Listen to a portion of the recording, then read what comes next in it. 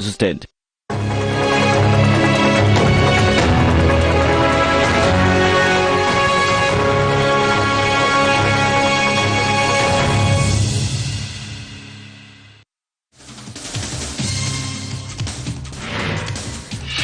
शिमला में सीएम सुखविंदर सिंह से आशा वर्कर्स ने की मुलाकात। सीएम के सामने स्थायी नीति रखने की मांग, सीएम सुक्खू ने दिया आश्वासन। मंडी के केंद्रीय विद्यालय में दिखाया गया परीक्षा पे चर्चा का लाइव कार्यक्रम। केंद्रीय मंत्री मनसुख मंडाविया ने की शिरकत। देश भर के बच्चों ने लिया कार्यक्रम में हिस्सा। शिमला में मंत्री अनुरुद्ध सिंह ने मनाया अपना 40वां जन्मदिन। मंत्री ने आश्रम का लिया जायजा। आश्रम के कामों में गंभीरता बरतने की दिए निर्देश। पर्यटन नगरी डलहौजी में स्नो ड्राइव रैली का हुआ आयोजन। 15 से 20 प्रतिभागियों ने लिया हिस्सा। रैली से प्रदेश में स्नो टूरिज्म को मिलेगा बढ़ावा। और कुल्लू में रघुनाथ की यात्रा के साथ मनाया गया बसंत उत्सव। बसंत उत्सव के साथ हुआ होली का आगाज। 40 दिनों तक मनाया जाएगा होली का त्योहार।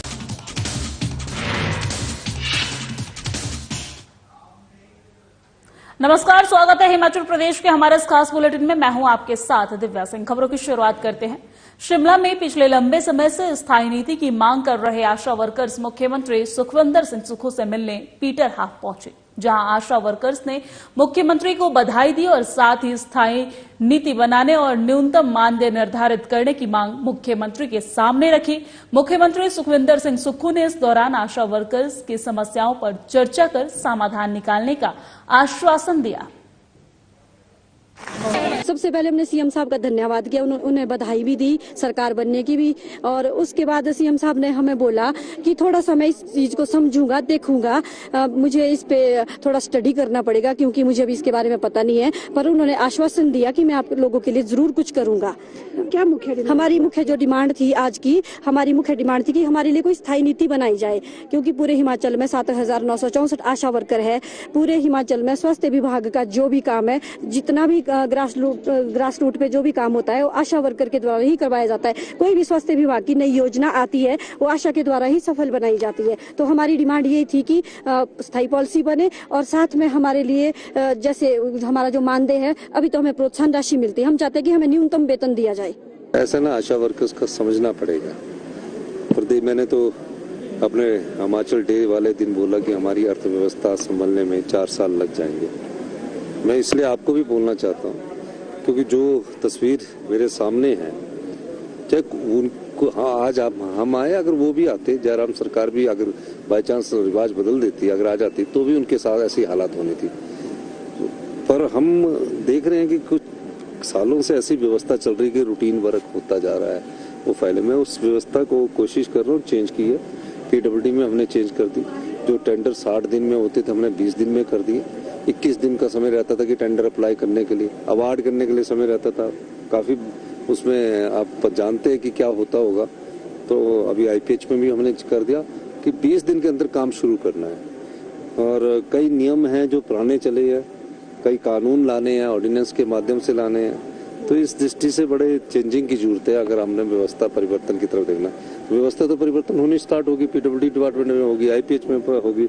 अब हेल्थ की व्यवस्था को सुदृढ़ करना है, कैसे करना है, उस दृष्टिकोण से भी समझने की जरूरत है। अभी तो सिर्फ 1.5 महीना हुआ। बजट में हमारा और हिमाचल प्रदेश के ग्रामीण विकास और पंचायती राज मंत्री अनुरुद्ध सिंह ने अपना 40वां जन्मदिन शिमला के कस्तूरबा गांधी बाल आश्रम में निराश्रित बच्चों के साथ मनाया है। और उस दौरान उन्होंने बच्चों के साथ केक काटा है और बच्चों को फल और मिठाई बांटकर अपनी खुशियां साझा की है। करीब आधे घंटे तक अनुरुद्ध सिंह बच्चों के बीच रहे हैं और वहां के कर्मचारियों से बातचीत भी की है। इस दौरान मंत्री अनुरुद्ध सिंह ने आश्रम में आ रही समस्याओं को सुना है और अधिकारियों को आश्रम के कामों में गंभीरता बरतने के निर्देश दिए हैं। कस्तूरबा गांधी राष्ट्रीय जो हमारा आश्रम है, जो कि एक सोसाइटी चला रही है और गवर्नमेंट की ग्रांटेड एड आती है, यहाँ पे हमने आज आया था। सभी ने, हमारे भाइयों ने यह कार्यक्रम रखा था और बहुत अच्छा लगा आके। तो बच्चों को देखा मैंने, उनसे बात करी कि कुछ तो छुट्टी पे हैं गए हुए, एक इनके देखो, गवर्नमेंट हर चीज प्रोवाइड कर रही है आज की डेट में, पर इनके 18 साल के होने के बाद ये दिशाहीन भी हो जाते हैं। तो बिल्कुल मैं इस बारे में मुख्यमंत्री से बात करूंगा। और मंडी के केंद्रीय विद्यालय परिसर में परीक्षा पर चर्चा कार्यक्रम का आयोजन किया गया है, जिसमें स्कूल के बच्चों ने हिस्सा लिया है और प्रधानमंत्री नरेंद्र मोदी के परीक्षा पर चर्चा कार्यक्रम का लाइव आयोजन भी देखा है। और परीक्षा पर चर्चा कार्यक्रम के तहत केंद्रीय विद्यालय मंडी में केंद्रीय स्वास्थ्य मंत्री मनसुख मंडाविया ने शिरकत की है।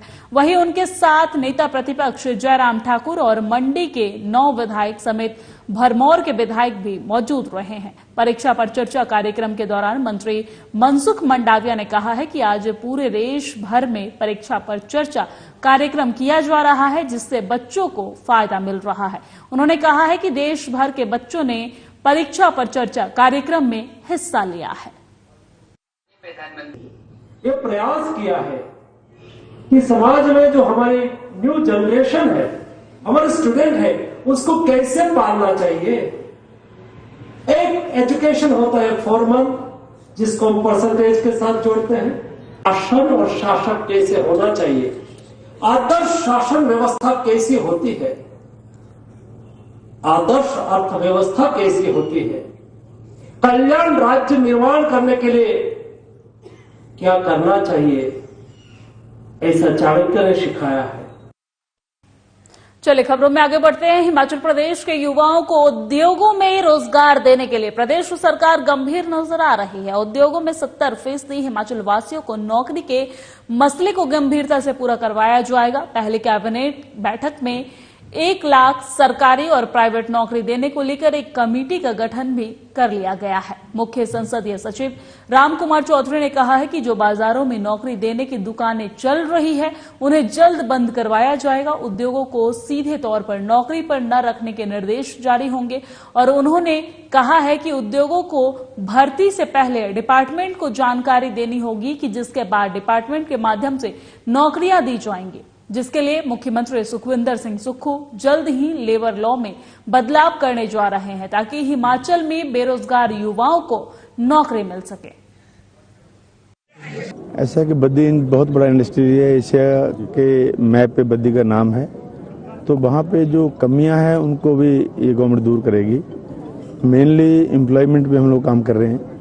लॉ की जो लेबर लॉज जो हैं, उनमें कल मैंने माननीय मुख्यमंत्री जी से बात की, तो आज कल में उसकी मीटिंग करके जो है लेबर लॉज में अमेंडमेंट माननीय मुख्यमंत्री जी लाने वाले हैं। और बद्दी में जो प्लेसमेंट की दुकानें खुली हैं, उनको शीघ्र ही हम लोग बंद करेंगे। और इंडस्ट्रीज को डायरेक्शन जाएगी कि भी आप सीधे तौर पे भर्ती नहीं करेंगे। भर्ती जो है उसका जो उनको रिक्वायरमेंट है, वो हमारे डिपार्टमेंट्स को जो है एम्प्लॉयमेंट एक्सचेंज के थ्रू हम लोग चाहेंगे कि भर्ती करें। और शिमला में कांग्रेस ने महिला सम्मान निधि के जो वादे किए थे, उसके लिए आज सब कमेटी ने बैठक की है। इस दौरान कमेटी के अध्यक्ष कर्नल धनीराम शांडिल ने पत्रकारों से बातचीत में कहा है कि राज्य में कुल 22,44,000 के करीब 18 से 60 साल की महिलाएं हैं, और इसमें से अभी 8,21,000 महिलाओं का आंकड़ा महिला सम्मान निधि राशि देने के लिए सामने आया है, जो पात्रता में शामिल हो सकती है। बजट जो देना है, in fact there will be a second meeting in which we shall try, जो आज नहीं फिलहाल हो सका, क्या ट्राई करना है। कुछ एक ऐसी भी हैं सामाजिक पेंशन जो 1150, किसी को 1000, ऐसी बहुत सी पेंशन है। बिकॉज जब मैं पहले भी होता था, तब मैं बहुत पहले भी बात कहा करता था सोशल जस्टिस में कि हम लोगों को एक सी यूनिफॉर्म देनी चाहिए। अब लकीली 1500 का नंबर ऐसा आया है, जिनको तो इससे ज्यादा उनको तो डिस्टर्ब नहीं किया जाएगा। जो 1500 से कम है, हम सोच रहे हैं कि उनको कम से कम 1500 बनाया जाए, और तब इसका फाइनेंशियल इफेक्ट देखा जाए। In fact I requested finance secretary also to kindly guide us next time. और हिमाचल में सीमेंट प्लांट विवाद को लेकर 45 दिन से ऊपर हो गए हैं, और अभी तक इसका कोई हल नहीं निकल पाया है। सीमेंट प्रबंधन और ट्रक ऑपरेटर के बीच लगातार गतिरोध बना हुआ है। उधर सरकार भी इन दोनों के बीच सामंजस्य बैठाने और इस मामले को सुलझाने का प्रयास कर रही है। 2 दिन पहले ही सुखविंदर सुक्खू जी, जो हमारे सम्माननीय मुख्यमंत्री हैं, उन्होंने कहा था कि मैं कल इसका समाधान कर दूंगा, नहीं तो जो है उसके बाद हम कानूनी कार्रवाई करेंगे। लेकिन सरकार की गंभीरता इसी बात से नजर आती है कि जो नोटिफिकेशन सरकार को करना था, अभी तक वो नोटिफिकेशन भी नहीं हुआ। हमारे ट्रांसपोर्टर जो है डेली इंतजार करते हैं कि शायद कल होगा, चाहे आज होगा या कल होगा। तो आप अंदाजा लगाइए कि किस प्रकार से इस विषय को सरकार ने। चलिए खबरों में आगे बढ़ते हैं। खबर चंबा से है। चंबा की सुप्रसिद्ध पर्यटन नगरी डलहौजी और इसके मुख्य पर्यटन स्थलों पर स्नो टूरिज्म को बढ़ाने के उद्देश्य से होटल मोंगा और एक्सट्रीम ऑफरोडर्स के सौजन्य से एक स्नो ड्राइव रैली का आयोजन डलहौजी के गांधी चौक से किया गया है और इस स्नो ड्राइव रैली में कुल 15 से 20 प्रतिभागियों ने अपने 4x4 सुविधा वाले वाहनों के साथ भाग लिया है। Very important of administration grateful for SDM साहब के यहाँ पे आए हैं, यहाँ पे बर्फ and that's Aman extreme offroaders and the major participation that's a group extreme offroaders which is operating here and we are trying to host them here and practice snow dive हो रही है and I request everyone this is I would say बहुत जरूरी है snow tourism के शादी भी अगर ऐसी होती है तो ये कंप्लीट ऑक्सीजन पर है। यहाँ पे अगर बाहर से भी आ रहे हैं तो वो इकोनॉमी की रेट वेरी कंसेप्ट है जो करण जी ने लाया, मोंगा जी ने लाया है यहाँ पर, और ये डलहौजी के जो टूरिज्म है उसको एक नए आयाम देगा, ऐसा मेरा विश्वास है। और ये बहुत ही अच्छा कंसेप्ट है और मेरा आग्रह रहेगा सभी जो इसमें भाग ले रहे हैं कि वो सुरक्षा की दृष्टि से थोड़ा अपना ध्यान रखें गाड़ी, क्योंकि बर्फ़ में स्पीड वगैरह होने के चांसेस ज़्यादा रहते हैं। और ये मतलब डलहौजी का जो टूरिज्म है उसको एक नए आयाम देगा, एक नए उस पर लेकर जाएगा।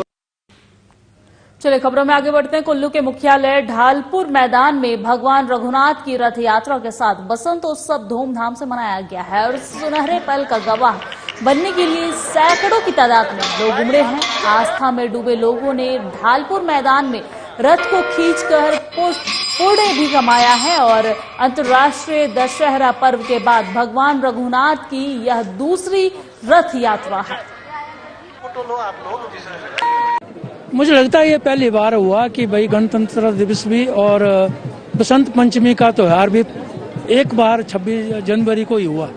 इससे जहां बसंत का उल्लास लोगों में है, वहां गणतंत्र दिवस के लेकर भी लोगों में भारी उत्साह है और इतनी भीड़ जितना दशहरे में होती थी उतनी भीड़। जो परंपराएं अयोध्या में थी उन्हीं परंपराओं को रघुनाथ जी के आगमन के साथ कुल्लू में भी आज तक बिना रोक टोक के चली आई है।